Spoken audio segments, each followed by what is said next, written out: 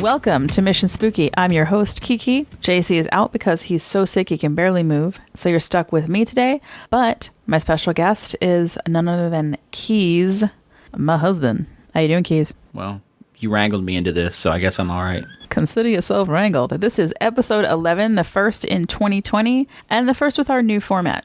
Normally, I would have JC here to banter with me, but I have you instead.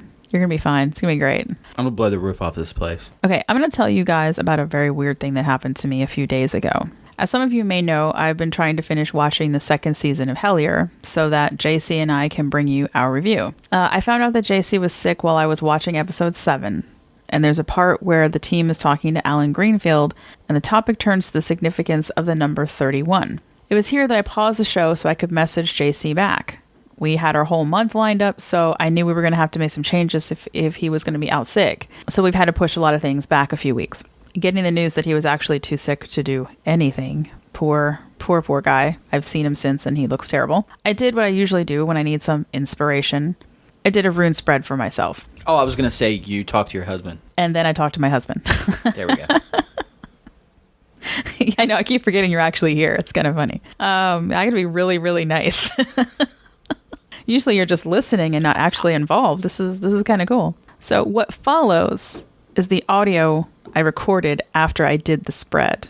Because what happened was it a smorgasbord? Oh my God, it is exactly as if JC were here. I hate both of you so much. Please don't compare me to JC. We're two completely different, awesome, but completely different people. What? You might as well have just used the word beautiful instead of awesome, and then you would have been exactly like JC. Wow. Are you magnificent as well? So what follows is the audio that I recorded after I did my rune spread. It was not a smorgasbord because, well, I want you guys to just listen for yourselves. Okay, so I just tweeted a little while ago that I needed adult supervision. Agreed. Because I'm watching Hellier Season 2, and we're on episode, I think this is 7, called The Trickster, which is ironic in its, he's giving me the eye roll because he knows that I'm Lokian anyway. Watching the show, and then I realized that JC is super sick, which I'll be telling you guys about. He has the flu like really bad. So now we have to come up with a recording for a session. Okay, so you need to know this. Stop looking at me that way. The listeners need to know this. So I'm like, what are we going to do? Because I don't want to use any of the material that JC and I have been working really hard on because I don't want him to lose out on. Okay, you said what you had Shut to tell up. me So was anyway, cool. yes, I'm it is waiting cool. for that to So happen. listen, so I stop the Hellier episode and I text him and I tell him Where I'll is the think payoff? of something. Okay, so you know me and runes, right? Okay, so yes. I freaking go up there. What's that to do with the episode? Shh. I freaking go up there and I'm thinking to myself, hey, you know what? I just bought a book called Montgomery County Ghost Stories, right? Because I was thinking I'd go through this book at some point and see if we could pull some new ones, right? Things I hadn't thought of. Of course, it has a lot in here that we already know about. So I go up there and I do a little rune pull thinking, hey, you know what? They're talking about numerology and stuff right now in this very episode that I'm watching because they're interviewing Alan Greenfield, okay? So I'm like, hey, all runes have a corresponding number. So what do? I go up there and I friggin' pull Gebo, Thorisaz, and Degas. That means nothing to me. The number 7, 3, and 1, which is the numbers that Alan Greenfield was just talking about. 31 having significance, right? And then 777. And I'm like, okay, that's weird, right? Okay, but whatever, coincidence, right? Let's go with JC's whole thing about how it's just a coincidence. Whatever. So I think, well, okay, 7, I'm going to take that as the gift that it is because because Gebo means gift, right? And instead I'm going to use 31 because it's also significant to me, my birthday being on the 31st. So I go inside this book and I go to page 31 and it is the ghost, which is at Graeme Park, the Keith house. Now, anyone who lives near Warminster knows about Graeme Park. Yes, this house is supposedly haunted, but you know what else happens at Graeme Park? It's right next to the naval base it used to be a naval base. UFO sightings all the time. This is what I'm talking about for next week when JC is sick. That is so freaky and messed up. I can't even believe that's page 31, and my husband is looking at it right now. Please tell me in the episode they're talking about UFOs. Yes, they are. If you turn the page, like this Gotcha. talks about the ghost story associated with the house. But if you go to the last page about it, it talks about, like, I already knew what Graeme Park was, so I didn't need it. But here, look, there's even the picture of the plane flying over. And yeah, this is insane, guys. Like this right here is what a meaningful coincidence looks like.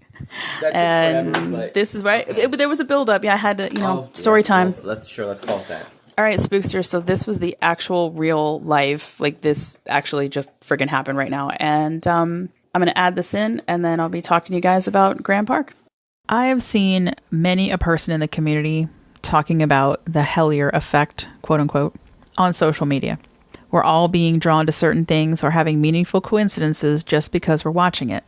And I have to say, it was incredible and really cool. And it just makes me so much more confident that we're going in the right direction with our own research here. The fact that I chose to look at Gebo as the gift rather than the number was even more incredible after I continued watching the episode. Happy birthday, as Greenfield would say. And it's not like Graeme Park wasn't on our master list of places to discuss. It was a phenomenon that we're planning for a spring or summer episode.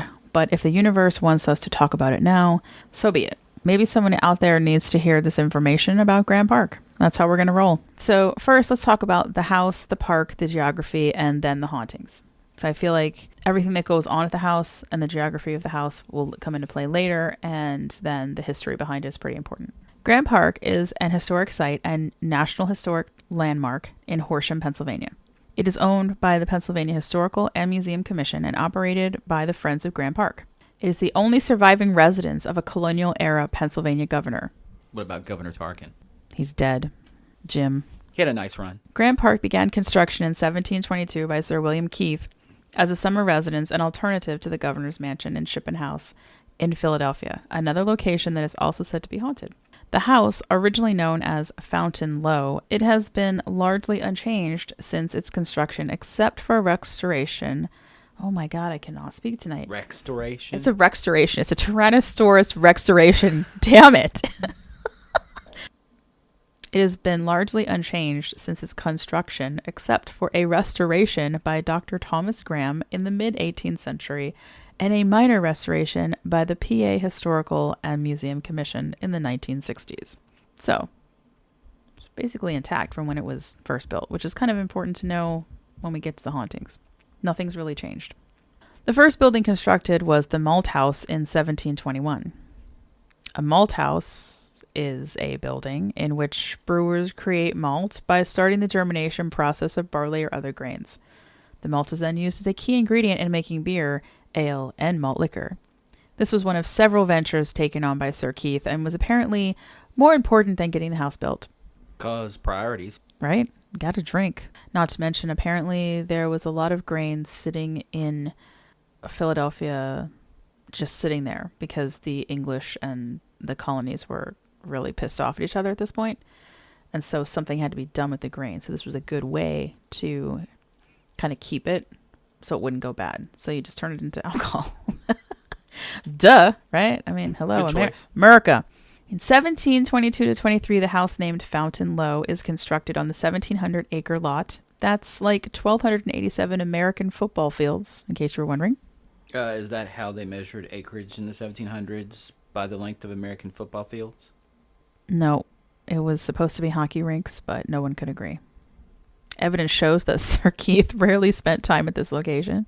He was usually in Philadelphia at the governor's mansion. In 1739, the house was sold to Dr. Thomas Graham, Sir Keith's brother-in-law, who renamed the property Graeme Park. Dr. Graham had made the house into a stunning example of Georgian architecture and has established a 300-acre deer park. By 1765, Dr. Graham retires due to his health and the death of his wife, Anne. His daughter Elizabeth had been engaged to William Franklin, son of Ben Franklin, but when a miscommunication led to the breakup, her mother had sent her to England to get her mind off of things. Like son.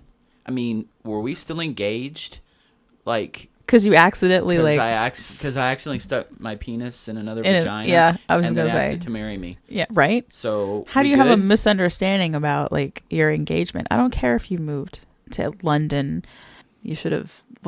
Whatever. Poor girl. So anyway, feel bad for her. So her mother sends her to England to get her mind off of things, but unfortunately, while she's there, her mother passes away. And so Elizabeth returns to Graeme Park to care for her father and to take up the duties of hostess. Because you see, Graeme Park was known for its gatherings of Philadelphia's most influential statesmen. Not only was it Ben Franklin, we had writers, musicians, and Elizabeth herself was a poet of some renown. Dr. Graeme also served as the president of St. Andrew's Society, an organization of gentlemen, Scottish immigrants in Philadelphia. So you had to be a gentleman and you had to be Scottish.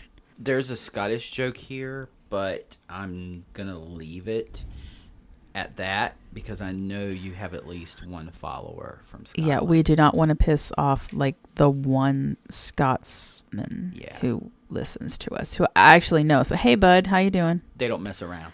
No.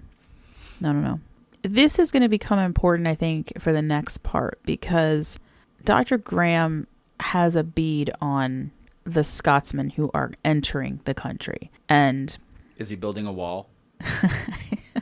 Inquiring minds. I don't even have, there's a joke there, but yet it's not really funny anymore. No, I'm not saying like that's funny, but at the same time, like anything else I add to that is like, yeah. See, we didn't even build walls in the 17 goddamn hundreds. We just told people we didn't like them, which is basically what's about to happen. It would seem that the Grahams were set to lead a lovely and comfortable life. However, it all came crashing down when Elizabeth married Henry Ferguson without her father's consent. Oh, a woman in the 1700s with a backbone? Yeah, unfortunately, right? I know some ladies out there are thinking, I'll marry whoever the hell I want to. But unlike some other love stories, father did know best. Cautionary tale to all you daughters out there. Right. Ferguson was a penniless Scottish immigrant, and he was 11 years younger than Elizabeth. Cougar.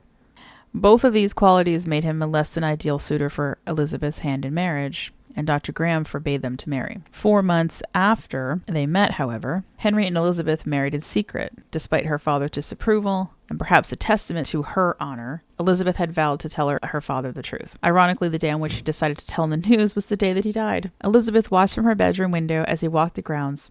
She saw the doctor lurch and fall to the ground, and by the time she and the servants had gotten to him, he was dead, never knowing that his daughter had married the man he had warned her about. The doctor had left everything to Elizabeth, but under colonial rule, it was her husband, Henry Ferguson, that gained title to the property. Well played, douchebag. Well played. Yeah, and he's a total douchebag. With his sudden new fortune, Henry Ferguson was able to ascend the ranks of Philadelphia society. New money. He traveled to England twice and was awarded the title magistrate in Philadelphia. He would be the last magistrate of Philadelphia under British colonial rule. He sailed once more for England in late 1775, just as the American Revolution was beginning. He returned to Philadelphia by way of New York City as a loyalist with Sir William Howe, commander of the British forces in America. With General Howe, Ferguson witnessed the Battle of Brandywine and the occupation of Philadelphia during the Philadelphia campaign. First off, was General Howe a very model of a modern major general? And second, was this before Frodo took the ring to Mordor or after? I think it was after, I believe the Battle of Brandywine was after he took the ring to Mordor. Yeah. Because didn't they come back and then there was a huge fight where they got to show off how friggin' awesome they were, like hobbits, dude. We never got to see the whole Hobbit battle and hobbits and them just go ape shit over all the orcs. Yeah, I would have liked to have seen that. Especially if Henry Ferguson died in the battle, that would have been great too. Ferguson involves Elizabeth in his activities by sending her as a messenger to General George Washington to ask for his surrender and to present a bribe to a major in the Continental Army because he's a fucking coward. He sent his wife to do this shit. Both of these incidents caused the Patriots of Philadelphia, which is really hard for me to say out loud because, Patriots suck. But anyway. Well, I was going to say, it's hard to enjoy all that new money with a musket ball to the face. Yeah, right? Oh, so, that's why he can't. Yeah, that's why he sends her. He can't live to fight another day. Yeah. He has to send her. To spend all your money. Ugh. So anyway, those in Philadelphia begin to doubt her loyalty. And there was no doubt, though, that Henry Ferguson, where his loyalties lay, he was found a traitor by the Supreme Executive Council of Pennsylvania, which just sounds almost like it's an imperial. I'm listening. I can hear the Imperial March behind me. And Graeme Park and all of its contents were seized under the Confiscation Act of 1778, stripping Elizabeth of her family home and all of her possessions. I'll be taking these huggies and whatever cash you got. Shout out to all you Raising Arizona fans out there. As her father had warned her, Henry managed to destroy her life, and then he fucked off to England, where he eventually died in a foreign campaign. He did send multiple letters to Elizabeth begging her to come back to London with him, but she was all like, fuck you, you fucking traitor.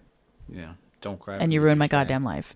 Yeah, don't cry for me, douchebag. Fortunately, the story does have a happier ending. Just 3 years later, after being taken in by her best friend, Elizabeth was able to regain Graeme Park thanks to the support of several close and influential friends, including Dr. William Smith, who happens to be the first president of the University of Pennsylvania, Robert Morris, known as the financier of the Revolution, and Benjamin Rush, a signer of the United States Declaration of Independence, and the man who unfortunately introduced her to Henry Ferguson in the first damn place. There's your true Benedict Arnold. Yeah. But with her health failing and unable to afford the upkeep on the property, after 10 years of living there in peace and quiet, she had to sell Graeme Park, and she chose to sell it to a pharmacist from Bethlehem, Pennsylvania, named William Smith. Elizabeth lived with her close friends in Horsham and was actually attended by Benjamin Rush on the day of her death in 1801. So he remained a very close friend of hers and took care of her. It's very sweet. It is said that since Elizabeth's death, she and her family have haunted Fontainebleau and Graeme Park. These local legends have been embraced by the Friends of Graeme Park, who perform annual lantern tours of the house, something that we very much want to do later on this year. You and I, too, could do this with the kid, actually. It turns out this is a family-friendly tour, and they get dressed up in period clothing, and they talk about Elizabeth and the hauntings. Yeah, sounds like a plan. Introducing our four-year-old to potential ghosts. That's great. He'll be almost 5. It's fine. So 1 year makes it better. Hey, I was 8 when I was doing seances. I'm not saying that was a good thing. Makes the nightmares less haunting. Okay, I got it. Hey, he's fine. That remains to be seen. We'll see after the little adventure. He did recognize a photograph of your father, having never seen the man in his entire life. He probably has mommy's gift. But that's not necessarily saying that the spirits there are going to be as friendly as my father. And that's mommy's going to be there. It's okay. Okay. Anyway, before I get into the hauntings, I would like to let you guys know if you want to see a listing of the events that take place at Graeme Park, or you want to donate directly to the Friends of Graeme Park, because they do run on donations and also volunteerism as well. Their website is graemepark.org. It's spelled GraemePark.org. There are several types of hauntings going on here: full body apparitions, auditory, physical, and olfactory. Those who now roam the halls of Fontainebleau claim to smell tobacco, and will often associate that with Dr. Graeme, who was an aficionado of the stuff. Shh, smell something? Nice. The laughter of children can be heard on both the 3rd floor and on the grounds, and this is not surprising, as the Graemes had lost 8 of their 10 children. And that's a phenomenon that is not only heard by volunteers, but they do weddings and other events there now. And there'll be multiple times when someone, a couple will come in and they'll be looking at the property and they'll say, is there like a playground here or something? And the volunteers will just kind of laugh and be like, no, there's no children here at all. Of the several stories given by volunteers, the most interesting to me was when a girl, still dressed in period clothing because she had just done a reenactment, was closing up Elizabeth's old room after a tour. She said she was completely alone and was blowing out the candles for the night when a female voice yelled from across the room, "Leave us alone." It seemed that Elizabeth was upset at the subject of the reenactment, which was an argument with her husband. Sicker, Ray. We're doing a lot of Ghostbuster jokes today, aren't we?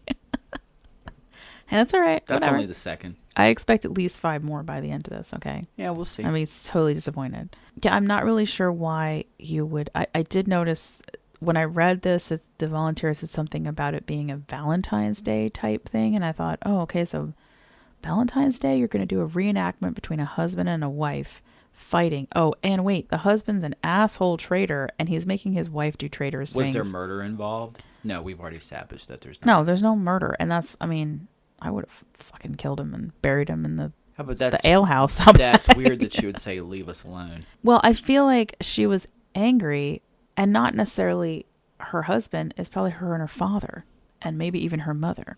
You know, if this was their family home and they were the ones who lived here, I think maybe the most, as far as it being, because it was the brother-in-law. So even Sir Keith and then passing it down, that family extended had it longer, I think, than anybody else. So yeah, I feel like she's just like, quit bothering us with this bullshit. But she did end up getting the raw end of the deal in life and in death. So okay, fair enough. And I was gonna say, I've noticed that I went back a couple years and I've noticed that there's no other like Valentine's Day nighttime activity, like no other Valentine's Day type event. So I think maybe after this happened, her husband was a shit. So I mean, yeah, he was love lost there. Right.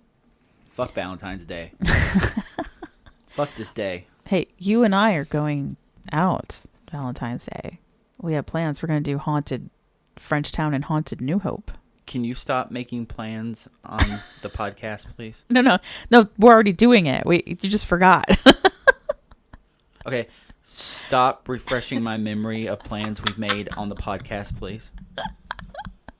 And we're also going to go see Forget the Whale. What else are we doing for the rest of the year? Would you like to? I have it all planned out. Are you kidding me? You should see the list of haunted places we're going to this summer. Oh, we're going lake monster hunting too, like in the summer. Camping overnight. Introduce yourself to us, by the way, if you see us, you know, if you recognize us from the podcast. You won't even know who we are. We're remaining anonymous. That was the implied ominous joke. Another incident in Elizabeth's room happened over Christmas. Volunteers were putting boughs of greenery on all the windows in the house. When they finished, they broke for lunch and locked up the house. Ribbons and bows. I didn't say bows, I said boughs. When they came back, all were shocked to find that the bough in Elizabeth's room was strewn across the floor as if it had been thrown away from the window across the room. It was only in her room that this occurred. Perhaps she was upset that the bough obscured the view from her window, where she would often gaze out upon the beautiful grounds, and unfortunately had also seen her father die. It's like symmetrical book stacking. No one stacks books or removes boughs from windows like this. And speaking of the grounds, her full-body apparition has been witnessed floating near the mossy shores of the oval pond in front of her home on multiple occasions. Perhaps her poet's heart lies with the serene water. Her poetry does reflect her love for water, and there's an excerpt from her most famous poem, The Dream, written in October of 1768. When soft-eyed May did vernal treasures pour, and filled creation with a fragrant shower. When heaven's rich arch glowed with resplendent light, supremely radiant with the queen of the night. When all was solemn, calm, and mild serene, and no rude sound disturbed the silent scene. With heedless steps I innocently strayed, where babbling waters in smooth murmurs play. The banks of Delaware, rich stream I viewed, and active fancy various themes pursued. A swift succession through my brain were passed. The wand of Morpheus o'er my eyes was cast. Besides the Graham's hauntings, there is a legend of one of their maids, Greta, dying when her skirt caught on fire and she was unable to get to water. I'm sorry. Did I hear you say when her skirt caught on fire and she was unable to get to water? Yes. The irony of that statement and the fact that you just read a poem about water. Mm-hmm. Okay. Oh, it's a meaningful coincidence, right? That's like a fire at the sea parks, though. It's like, how do you not put out a fire on your own skirt? Like, did they not establish drop and roll? No, it's the 1700s. Yeah, but come on. The legend says that she went to get the water from the pot. that was normally on, like, they would have like a bucket. A bucket would be filled with water and would be near the kitchen. So her skirt accidentally catches on fire and she goes to grab the water pot that should be there filled, except that one of the boys who worked on the premises that was supposed to fill the pot with water did not. And so I think it was the decision to walk across the room to try to get the water that maybe just the flames just engulfed her and she didn't have a shot to, Safety tip. blame it on the kid. Yeah, safety tip. Thanks, Ray. Damn kid. Pots and pans are often heard jingling in the kitchen when no one is about. Now, I couldn't actually confirm the story, though, in time for the podcast about Greta. Everything else is in stone as far as their children dying and the rest of the stories have been told many times and actually written. But so, I'm going to say that I might delve into that one a little bit more and revisit this legend at a later date. But pots and pans moving can also usually be attributed to a breeze or a door opening in a house, like the suction. It's not quite as intriguing as the other stories, having a lot more meaning. Like the bowl being thrown across the room in her room only, her yelling and then the apparition that's been seen by multiple people at all different times. I mean, even way back in the 1800s, people were seeing her walking by the pond. So another thing I would like to investigate further is the idea put forth that the grounds have been haunted since the 1700s. This was kind of interesting to me because if we go back to our episode on Dark Hollow Road, I know you listened to it, and how the legend that sprang up around it. There. You were there. You were there for Von Zant Bridge too, which I have not done yet. We're going to do that later too. We're going to do a whole haunted bridges thing. So so look, Keys gets to be part of this quite a bit unknowingly. I'm just pulling him in. Anyway, Dark Hollow Road, that legend that sprang up, there was mention that the whole area was also haunted. We're going back to like really heavily forested areas, very dark-ish areas. Now, Graeme Park's not so much like that, and we'll find out a little bit more in a minute here about why it's not like that anymore. But the woods in general, in certain parts of Pennsylvania, even around here, I mean, dude, it was creepy as hell. Spook Central. Woke up this morning. It was like dark, raining. It's like Dana Barrett's apartment. Oh, there we go. Yeah. What did I say? 5 more? I wanted 5 more. So what do you have to like? We're at 5, two? I think. 2 more for me. Yeah. Yeah, the fog was like thick as hell. It was like waking up to a London fog. It was ridiculously creepy this morning. I loved it though, but whatever. And the thing is that we have Scots, Irish, and English all settling here at the same time, and their legends are coming with them. Dogs and cats living together, mass hysteria. Oh my God. Okay, there we go. So take the glowing orbs in the forest surrounding the property. This was played off as will-o'-the-wisp or fool's fire. These little green balls of light that can be scientifically explained when there is a marshland and the presence of methane and phosphenes. There is an oval pond in front of the house and there is a stream that runs behind it, but is that enough to produce greenish lights so bright that naval pilots witnessed them on multiple occasions while landing at the nearby Willow Grove Naval Air Base? If I'm not mistaken, British naval pilots and even American pilots in World War II off of the moors would see similar lights as well. So perhaps like the methane gases that they produce maybe produce a common phenomenon. I don't know. I'm just no, that is spitballing. And that is exactly where it comes from. So out in the moors where it's marshy land, the will-o'-the-wisp was originally like a spirit, but then of course we figured out scientifically it does create these little balls of light. It's the gas burning off.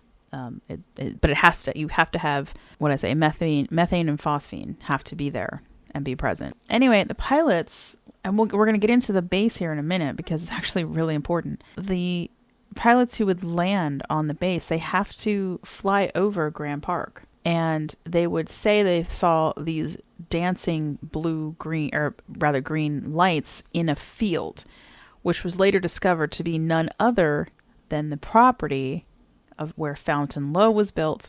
But curiouser still is that there have been multiple UFO sightings at this now defunct base, which it closed in 2011. as part of major base closings around the Which United was States. actually Maverick doing a flyby? You know, I cannot... No, you know what? I'm not even... See, I'm going to be JC in a second here, and I'm going to go off about how much I hate Tom Cruise. Let me give you a quick history of the base, because it's actually super cool. Let's don't say you did. No, just kidding. Go ahead.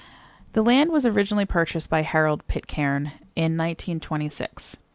And this is the other thing I couldn't find exactly. We're just gonna do a guesstimation on this one, because when you look at where the base line was and where Graeme Park is and how many acres that it used to be, right? It was like 1,700 acres.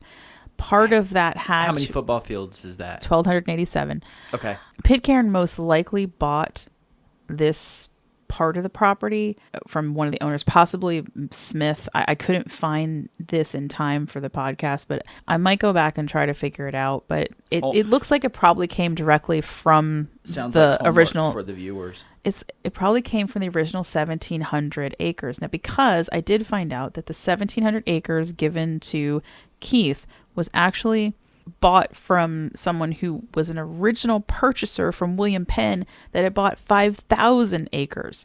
So he pretty much, at one point, that guy owned like all of Horsham plus and whatever. all of the American football teams, it sounds Yes, like. he owned them all, because he had a lot. That's a lot of football fields. 5,000 acres. So anyway, Harold Pitcairn buys this portion of what was probably divvied off as Graeme Park in 1926. And for those of you who are not aviation enthusiasts like I am, and me, Pitcairn was an aviation specialist and inventor and tested planes at this location, including the Pitcairn Mail Wing and the Pitcairn Autogyro. Harold's main quest was to develop safe aircraft for travel, and eventually the grass airstrip was replaced and became known as the Willow Grove Airport. And he was also inventor of the failed eatery, the Outta. What? Hold on. Pretty good. Let's Hey, go babe. back. Hey, no. That was really good. Let's leave that in. That was great. Good job.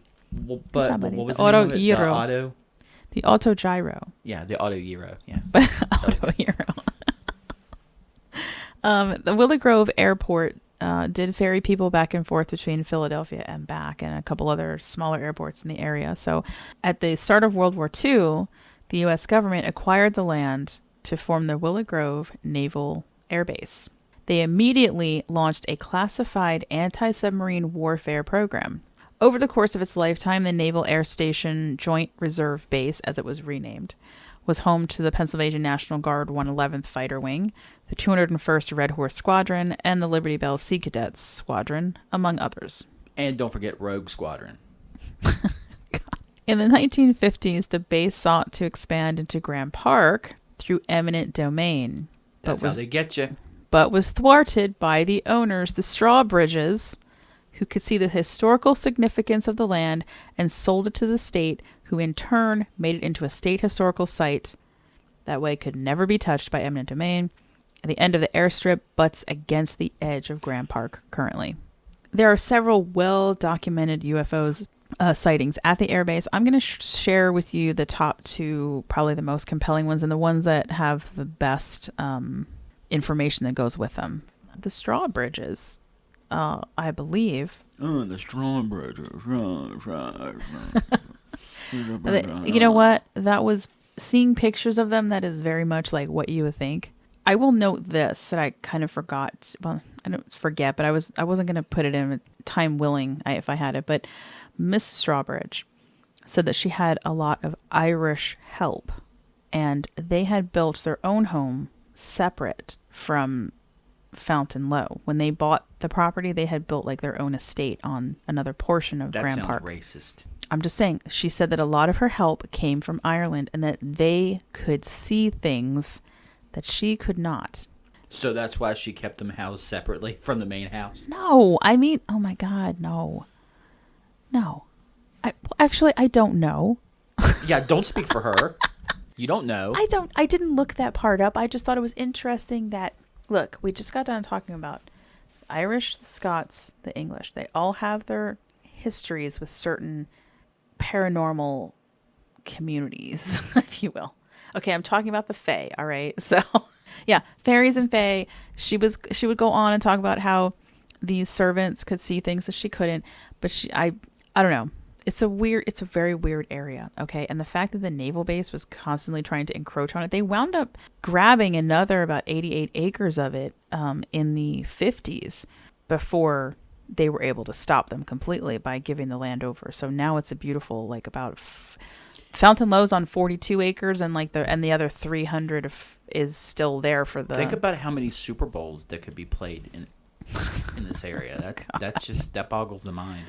Muy terrible. Okay, so anyway, let's talk about the UFOs though real quick. In June of 1956, the report was sourced by the National UFO Reporting Center, by the way. The short story is the two naval corpsmen were on duty when they encountered a bright light that moved too erratically for it to be an aircraft they were familiar with. This was over clear skies with stars visible. Photos were taken and naval intelligence was contacted. But the corpsmen were told, quote, "The less you say, the better." A sentiment that seems to echo through the ages whenever military personnel see a UFO. Yeah, basically, Elliot needs to get E.T. out of Dodge. Another sighting took place in 1966 that was very well documented. Does it involve hippies? No. An 18,000-hour pilot and his passenger made a clear daylight sighting of a disc-shaped UFO with a dome on top on the afternoon of May 21st, 1966. Powell, the pilot, was flying a Luscombe at about 4,500 feet near Willow Grove with 15-mile visibility. At about 3:15 in the afternoon, after seeing a flight of Navy jets climbing up from the Willow Grove Naval Air Station, Powell spotted an object closing in behind the jets. Noting that the object had no protrusions like an aircraft, he watched more closely and saw it make an abrupt 150 to 160 degree turn and head for his aircraft. As the UFO passed under his starboard wing, Powell saw that it was a structured object. It seemed to be about 100 yards distance and 30 to 40 feet in diameter. The overall configuration was discoidal, the base was bright red, and the dome was glistening white. Did you just say coitus? I said discoidal. Oh, okay, sorry. Suffice to say that between the hauntings, the green orbs, and the UFOs, this area of Willow Grove, Pennsylvania is very active. I mean, I remember at least one time when I was a kid driving hellbent for leather over to the base because my father had gotten a phone call at my grandmother's house that there was a UFO hanging out in broad daylight, and this was in the mid-70s. And they were living in Warminster at the time, so the base was only about drive time, maybe 5 minutes down the road. So are you drawing a direct link between the paranormal phenomenon and the UFOs? I think that we're starting to see some interesting parallels between all of these things. There's hauntings, there's UFOs, and there's people seeing glowing green lights, which don't necessarily have to be the fool's fire in this case, because there's not this oval pond is not really that large. I mean, there's no like actual marshland back there, and we're gonna take a ride back there in the spring anyway. But it's kind of mostly a forest. It's not, it's not like the moors. Someone could make an argument and say that maybe the forest spirits were getting kind of pissed off that too much of it was getting eaten away. And it was being used for other things, like naval air bases, for example. We're going to take a short break here, and as part of our new format going forward, we'll be having a musical guest on each episode. I'm personally super excited about this, to add this to Mission Spooky, because I used to have a college radio show called Sounds from the Crypt, and it's exactly what it sounds like. It was all goth music, and a little bit of punk. And now for your musical enjoyment, the Beatles. And no, I actually don't like the Beatles. Anyway, it's been a lot of fun matching the music with our themes. So without further ado, our musical guest today is the band that started it all. Forget the Whale out of Jersey City, New Jersey. This is going to be their new single called Man Outta Town. It's available on Spotify, which I thought was kind of appropriate since we were talking about UFOs. Haha, I get it. Man Outta Town. Oh, my sides. When we come back, we'll do shout outs and talk about how you can become part of the Spookster Squad. If you want to join the squad, head on over to patreon.com/missionspooky, all one word. We have tiers at the $1 and $2 levels. One single buck gets you our undying gratitude. Or is it my undying fidelity? And a shout out on the cast. No, that's what I get. Yeah, you did not get that, did you? You bet I did. I sure as hell better did. Or I should say, I sure as hell better have. It's never mind. I'm just going to let that go if you didn't quite get it. Moving on. Anyway, our $2 level gets you access to our booper reels. Booper or blooper? Booper reels. Get it? Because we're ghosty. No. Well played. We are currently looking. Did not get that at first. Right? Did not get that. Because you were thinking about boobs, weren't you? Maybe. JC was thinking about boobs, neither too. confirm nor deny that. We are currently looking for your ghost stories to add to an upcoming episode on the King George Inn. I have some. But the King George Inn, okay? Not from the King George Inn. Right. Or specifically if you've worked in a haunted restaurant or have any experiences in... I worked in a haunted restaurant. Okay, Oh, I just forgot about that one. I have 2. Oh, God, you have 2 now. Great. Awesome. Anyway, listen. So specifically, if you worked in a haunted restaurant or you have any experiences inside the old King George Inn in Allentown, Pennsylvania, please send them to us at missionspookypodcast, all one word, @gmail.com. Feel free to email us questions or comments on any of the previous episodes. If you're a PA, New Jersey, or Delaware band in particular, or if you own your own music and would like to be featured on our podcast, please feel free to also contact us through private message on Instagram, Twitter, or you can email us directly at that missionspookypodcast @gmail.com. You can find our musical guest songs on Spotify by typing in Mission Spooky 2020 in the search bar. That's going to bring up our list of musical guests going forward. So we're going to continually add them as we go. Right now, I've got, I have Forget the Whale on there. So we have Man in a Town. We also have Forget the Whale song Hex, which we're going to be featuring at a later date because that's actually a part of our theme song, which we thank them oh so very much for. And I want you guys to hear the vocals on that at some point because it's a fantastic song.